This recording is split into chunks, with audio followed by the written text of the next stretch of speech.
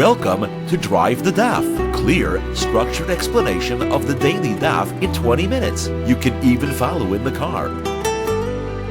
Shekalim Daf Tezvav is primarily an Agadata daf. It does contain a Mishnah and then ends the fifth parak of Masechah Shekalim and begins the sixth. The beginning of the daf is discussing what the nesachim for various different karbanos are. The Gemara will explain a pasuk and what it teaches us about the nesachim that accompany different karbanos. The Gemara then brings a Mishnah which teaches us about the collection chests in the Beis Hamikdash, and it teaches us about the value of giving tzedakah, charity, secretly. And the Gemara thereafter launches into a number of stories about people who are machmir and makbid to give their charity secretly and in a respectful way, not insulting or hurting the poor. The parak ends, and the new parak discusses the aron, which was in the Beis Hamikdash, and the Gemara teaches us where the aron is, what happened to it, and some more information about the aron. Was there one aron or two, and things like that. So we begin the daf at the bottom of daf Yudalid. The Gemara has been discussing the nesachim that accompany various different karbanos, and the Gemara is speaking about the carbon of sheep, cattle, and goats. And the Gemara notes that of these three, there's only a difference in what nesachim are brought for different ages in a sheep, and in a male sheep only. A male sheep, if it's under a year, has one version of nesachim, and if it's over a year, it's considered to be an adult sheep. It has different karbanos nesachim. However, cattle all have uniform nesachim throughout.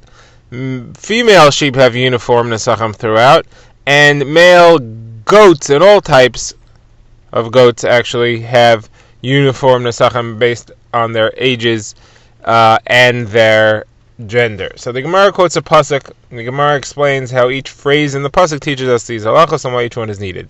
The pasuk says, "Kacha yasel ashar ha'echad." This is what you should do, meaning these are the nesachim you should bring for one ox, or for one ram, or for a lamb, bakvasim oiba'izim, or for a lamb of a sheep or of a goat. So the Gemara explains, why do I need each of these? So the Gemara says each phrase teaches me that there's uniform nesachim, that there aren't differences based on age or something else. So the Gemara says the first phrase, Lashar ha'echad, that tells me that all nesachim for an ox, for cattle, are all the same. Makes no difference what age or gender they are. And you may have thought otherwise. You may have thought I should learn from sheep. Just like a sheep, there is a difference in age if it's a male sheep. So in cattle, there should also be a difference based on age. Therefore, the pasuk teaches me Lashar ha'echad. There is no difference based on age. Next phrase in the pasuk is La'ayil. That there is La'ayil ha'echad of one ram. So here, what are you going to say here? There is a difference in ages for a ram. The Gemara says, but the difference is only between the first year of its age and the second year. You may have thought there is a difference between the second year and the third year. Therefore, it says La'ayil ha'echad. All adult rams are all the same. There is no difference in their age once they've gotten to the stage of being a ram. Next, it says Laseh bakvasim. There is no difference. There's uniform nesachim for a lamb sheep, a baby sheep. The Gemara says that is because since there is a difference between the ages of a male sheep, you may also think that there is a difference between the ages of a female sheep. This pasuk comes to teach there is no difference between the ages of a female sheep. And the last one is Eiba'izim, says there's a uniform nesachim for all types of goats. That's because you may have thought that it's like sheep. Just like sheep, there is a difference in the males, whether they're a year old or 2 years old. That you may have thought that applies to goats as well, and it teaches me here that that does not apply. There is no difference in the ages of a goat. Nesachim are all the same. Okay, now the Gemara refers back to the Mishnah where we had seen that people who want to get supplies for nesachim from the Beis Hamikdash get a token. They pay for it and they get a token, and they use the token to exchange for the actual wine, oil, or flour. And that the token had the date on it, so that if somebody finds one, he couldn't use it because it would have the wrong date. So the Gemara says, what date could you possibly write? The only thing you could write is the day of the week. Write the day of the week. You could bring it back next week on the same day and use it to get nesachim that day. What does it help that you wrote the day of the week? So the Gemara says, no, you also write which week it is. How do you do that? Based on which Kohanim are serving, which family of Kohanim, which Mishmar there is. The Gemara says, okay, well, there are only 24 families of Kohanim, and therefore they each serve they each serve 2 weeks a year. So you could come back, and the next time that this family of Kohanim is serving on the day of the week that's written on it. Of course, no, they also write the month, and it's unlikely that you can have the same Kohanim serving in the same month again. It's more likely that they'll be serving in a different month, and therefore it's not likely that you'll be able to reuse this token if you didn't fairly acquire it. Okay, that concludes the Gemara. We now begin the next Mishnah. The Mishnah discusses the two boxes which there were for collection of tzedakah or shekalim and other donations to the Beis HaMikdash, which were set up in the Beis HaMikdash itself. And the Mishnah describes that there were two boxes. One box was called the secret one, Chashayin, and one was called the box of Kalim, the one for utensils, devices. So the Gemara says, what were these boxes for? So the box of Chashayim, the secret box, that was for tzedakah. And people who wanted to give tzedakah anonymously would put it in there without anybody seeing them. They would sneak it in there. And people who were embarrassed to take because they were from wealthy families but they themselves lost their money, they would go there and take it out of there very secretly. They wouldn't need to be embarrassed by taking from the box. The box was set up in a way, apparently, that one could secretly put into and secretly take out of it.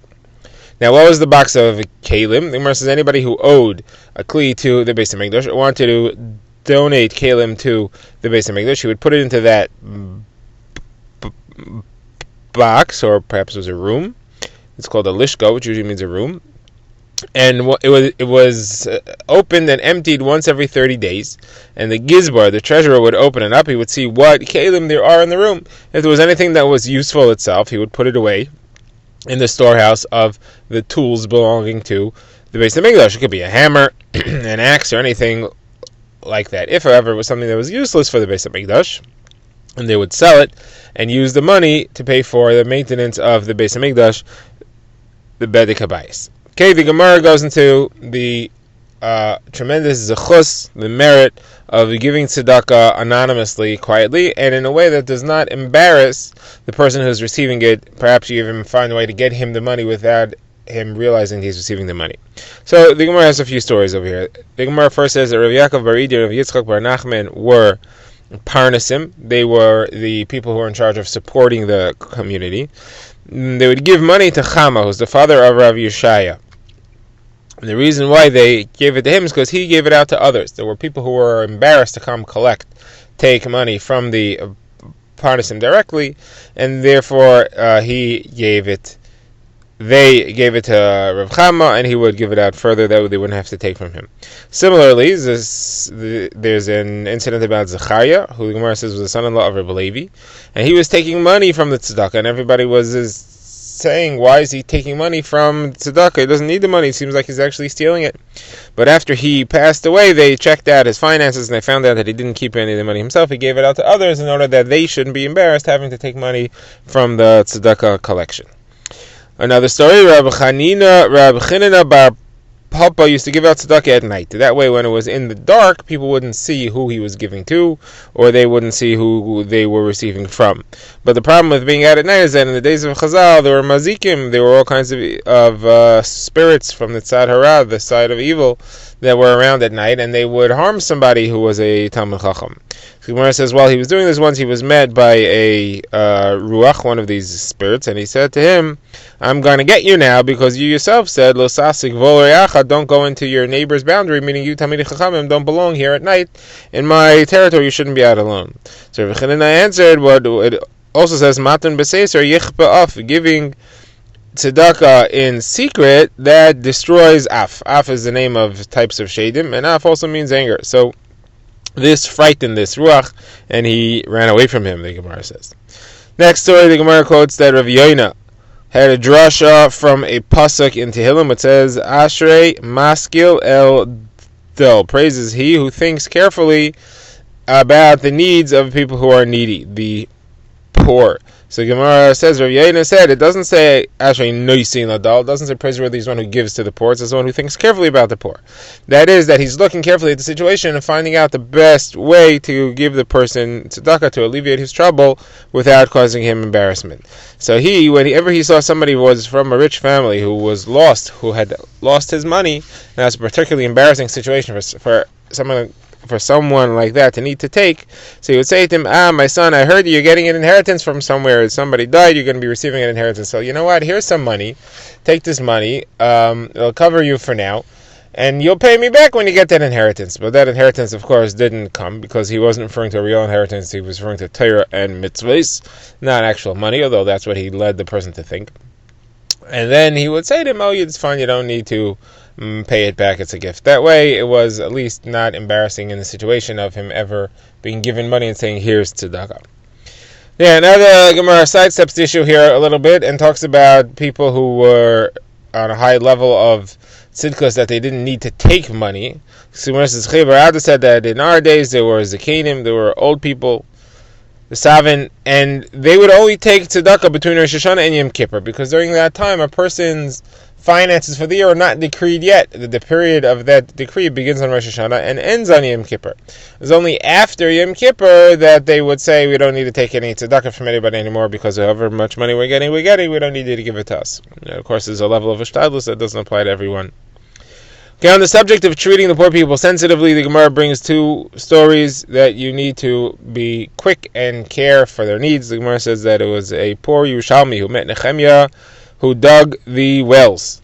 And he said to him, the Yerushalmi said, give me money to buy a hen, to buy a chicken. Now, the word he used was be zoiche through me, meaning use me as a mitzvah, which is a euphemism for saying I need the money.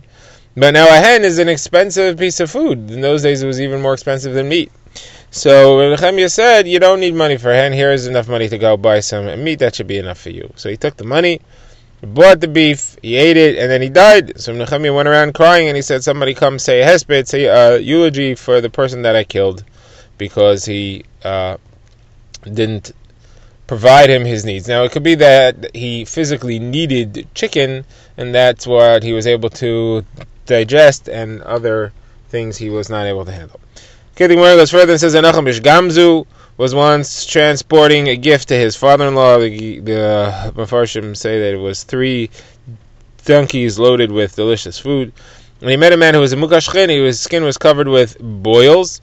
And he said, do a mitzvah with me through what you have with you. So Nachum saw that he didn't seem too frantic. It didn't seem like it was an emergency. And he was under an obligation to bring this to his father-in-law right away. So he said, let me just go bring this to my father-in-law. I'll come right back, and I will give it to you. But when he came back, he saw that the guy already had died. So he said to the corpse, may the eyes that saw you but didn't have Rahmanas become blind. May the hands that didn't stretch out to give you be cut off. May the legs that didn't run to you be broken. And all these things happened to him. And of course, he was lying in a very sick state himself. And Rabbi Kiva went to visit him and said, "Oy, did I see you in this state?" And Nachum Ish Gamzu said, "Oy, if I don't see you in this state." So Rabbi Kiva said, why are you cursing me? He said, "What, you think Yisurin's a curse? Something difficult that happens to you is a wonderful thing. It takes away your averos in this world rather than having to suffer from them in the next world." Okay, the Gemara brings another story about treating the poor people sensitively. The Gemara says that Rav Hoshaya, who was called Rav Hoshaya Rabbah, the great Rav Hoshaya, so his son learned from a Talmid Chacham who was blind. So Rav Hoshaya, in order to be mechabed him, to honor him, used to eat with him every day. He had his meal with him. But once he didn't eat with him. The reason that he didn't eat with him was because he had visitors, and he thought that they wouldn't be sensitive to the blind teacher. So he went up to his house afterwards and he said, "Listen, I want to apologize. The master shouldn't be angry with me for not eating with him. The problem was that I had visitors, and I was afraid that because they don't know you and they don't know your situation, that they may not be properly respectful for you." So the teacher said that you have been careful with the honor of somebody who is seen but can't see. So he who sees but is not seen, referring to Hashem, he should be careful with your honor. He should take care of you. So Rabbi Shai said, "Oh, that's a cute bracha. Where do you learn that?" He said, "I learned from a story with Rabbi Elazar ben Yaakov. It was a blind man who came to the city of Rabbi Elazar ben Yaakov, and when they sat to have a meal in the city, Rabbi Elazar ben Yaakov sat, and he sat in a lower place, in a less chashuv place than the blind man. People saw that, they felt, oh, this must be a real Talmid Chacham. If Rabbi Elazar ben Yaakov is sitting in a lower seat than he is, and they gave him a lot. And they arranged for him to have a real parnasa. So when the blind man realized, well, he didn't see, but he realized that he was receiving more than he usually did, he said, "What's going on over here?" So he said, "Well, you must be a great man. Rabbi Elazar ben Yaakov is sitting in a seat that's lower than you." So he saw what Rabbi Elazar ben Yaakov did for him. Well, he understood, so he said the following tefillah: "You did chesed for somebody who is seen but can't see. May he who cannot be seen but does see everything, may he do chesed for you also." Okay, now the story, the Gemara says that Rav Hoshaya Rabbah and Rav Chama bar Chanina were walking amongst the shuls of Lod. Rav Chama bar Chanina said, "Look at these shuls, beautiful shuls. Look how much money my father spent on these wonderful shuls." So Rav Hoshaya said, "You know how many lives they spent on these shuls? They could have used the money to support the Talmidei Chachamim. Instead, they but they improperly prioritized it for shuls." Similarly, when it says Rav Avon gave money to make gates for the big yeshiva, and Rav Mana came to him and he said, Rav Avon said to Rav Mana, "See what I did? I made these beautiful gates to be mechabed yeshiva." And Rav Mana said about you, it says in the pasuk, "Vayishkach Yisrael Seiseyu," Yisrael forgot the one who made them. Vayiven Hechalos, instead they built big buildings. You should have supported Talmidei Chachamim. There are no Talmidei Chachamim in the city that could use your money that you're spending it on the shul, the yeshiva, the gates. You got to prioritize things correctly over here. Okay. Now, the Gemara now discusses the second thing in the Mishnah, which was that there was the room that collected all the kalim, and it seemed to indicate that the kalim that aren't going to be used by the Beis HaMikdash are sold and used to keep up, to maintain the Beis HaMikdash. It goes for the funds for the Bedek HaBayis. So the Gemara asks the kasha from a brisa. The brisa says that there are two main categories of funds in the Beis HaMikdash. There's funds that go for the Mizbeach, that's Machzas a shekel, and there's funds that go for Bedek HaBayis, that's maintenance. You can take from Bedek HaBayis for the Mizbeach. You can't do the opposite. You can't take from the Mizbeach to Bedek HaBayis. So this is true. So then why are you telling me that the Kalim all go for the Bedek HaBayis, the maintenance? It's not true. Some of them could go for the Mizbeach. Someone says we didn't mean to say that they can't go for the Mizbeach. We meant to say we go for the funds, for the box, for the room where you keep the Bedek HaBayis money. If somebody wants to come and take from Bedek HaBayis money to use for the Mizbeach, that you're allowed to do, that the general rules of Bedek HaBayis always apply. We're not saying anything different than that at all. Okay, that concludes the fifth parak of Masechah Shekalim. Now we begin the sixth parak, which discusses groups of things in the Beis HaMikdash which were in numbers of 13. So the Mishnah says there were 13 collection boxes in the Beis HaMikdash that they used to collect various different things. These do not include the boxes mentioned in the previous Mishnah.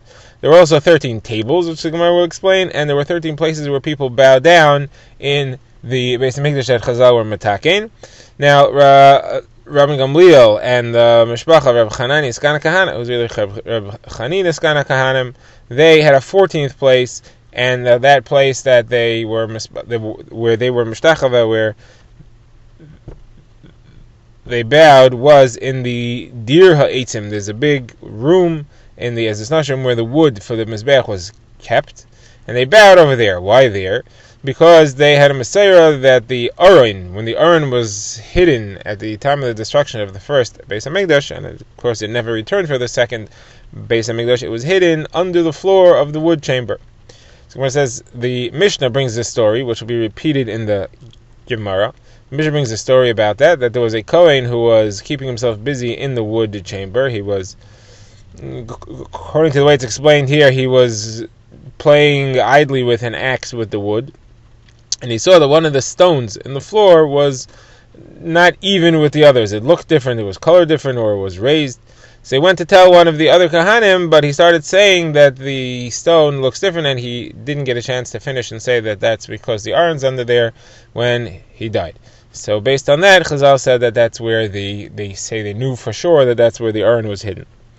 Okay, the Gemara now begins, and the Gemara describes these boxes. The Gemara quotes a brisa that says the boxes are called shofros, because they're shaped like a shofar, each one curved near the top and was narrow. And the reason for that is that people should be able to put coins in, but shouldn't be able to take coins out. You could have some people who wanted to steal, and they would stick their hand in with the coin and take out more than they put in. Now the Gemara discusses the Aron. Having discussed the Aron in the Mishnah, it discusses the Aron at length.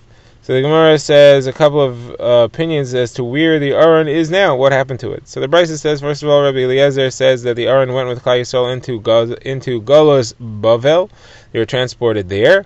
And based on that, that is based on the pasuk that says, Lo Yivasar Davar Am Hashem. Hashem says in a Nevuah, there will not be anything left. It's a Nevuah in Malachim and in Yishai, not going to be anything left. So he says, it says Lo Yivasar Davar. There won't be anything, any Davar, which is like the word Aseres HaDibros, and refers to the box that held the Luchos on which were written the Aseres HaDibros. Another pasuk that supports this is the pasuk that says, V'leshuvas Hashana Shalach HaMelech Nebuchadnezzar v'Yaveo Bavel Im Kleichem. That's Beis Hashem. The end of the year, Nebuchadnezzar sent him, referring to Yechaniah, the king, he had him brought to Bavel, meaning he had him captured from Eretz Yisrael and brought to Bavel, together with the Chemdas, the Klei Chemdas Beis Hashem, the precious Kalim of Hashem. What is that? Of the house of Hashem. What is that? That refers to the Aron. That's the most precious of all. Also, the Torah that's in it is referred to as Klei Chemda.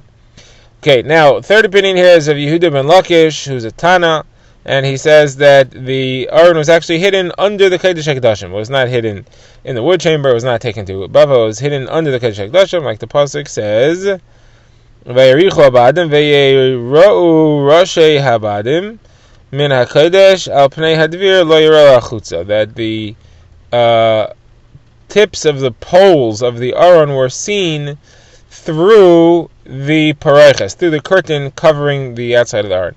So the Gemara explains that they weren't actually seen, but they made protrusions in the curtain, like the upper body of a woman.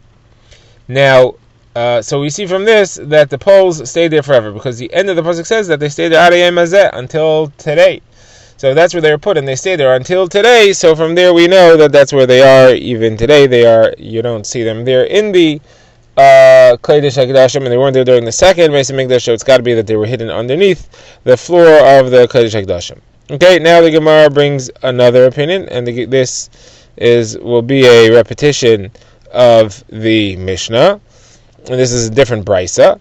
So the Brisa says that the Rabbanon say that it was hidden in the woodshed, and the Gemara brings the story of the Kohen. And here it says he was standing, he was peeling the wood in the woodshed, he was cutting out the wormy parts. You're not allowed to put wormy wood on the Mizbeach, and he saw a part of the floor that was different. It was apparently raised up, and he went to call somebody, and before he got a chance to say what was going on, he died.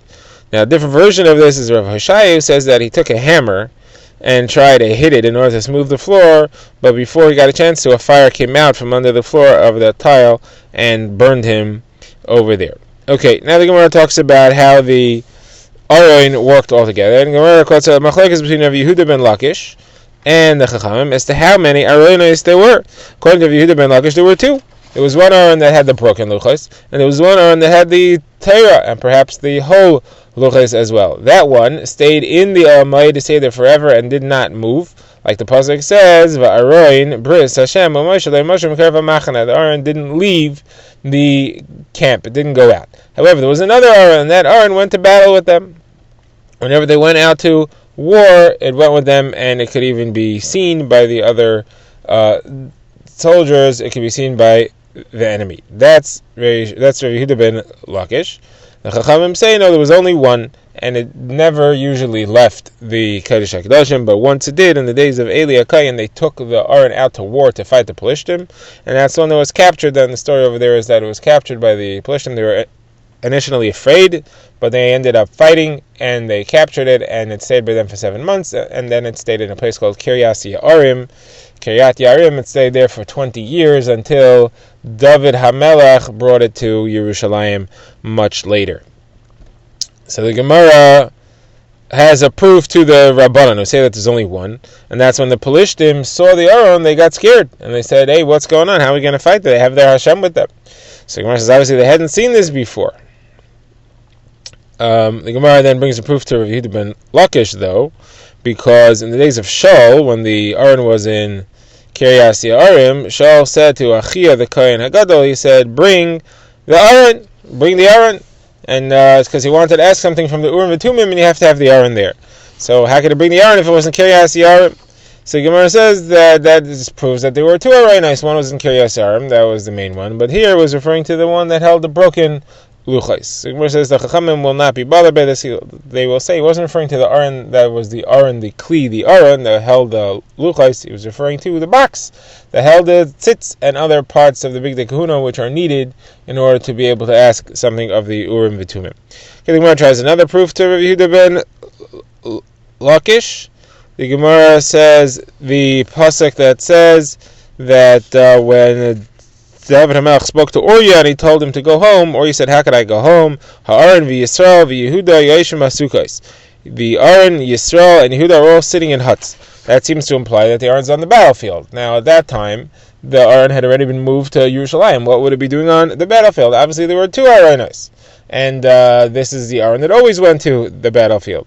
Where it says the Chacham will not be bothered by this, I'll say no, it's referring to the main Aron. It was only one Aron, and it was not in the battlefield. It was in a hut, but not in the battlefield. It was in the hut in which it always stayed. The Beis Hamikdash had not yet been built, and Uriah was distressed over the fact that the Aron did not have a normal. Drive the Daf is a project of the Grand Woodlands Shul and is presented by Rabbi Yitzchak Landa. Find us on YouTube or subscribe to daily emails by emailing drivethedaf@gmail.com.